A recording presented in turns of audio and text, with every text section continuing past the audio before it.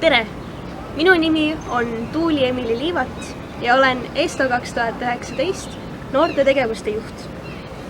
ESTO ehk ülemaailmsed Eesti kultuuripäevad on toimunud aastast 1972. Sel suvel jõuab ESTO esimest korda Soome. Soome eestlased on maailma suurim väliseesti kogukond, aga ka noorim. 28. juunil saame kokku Senati väljakul Helsingi südames koos sadade ja sadade eestlastega, et pidada üks Eesti laulu- ja tantsupidu, mis on Eesti ja eestluse sümboliks. Selle jaoks, et meie hääl kostuks kaugele ja võib-olla isegi üle maailma, vajame teie abi helitehnika rentimisel.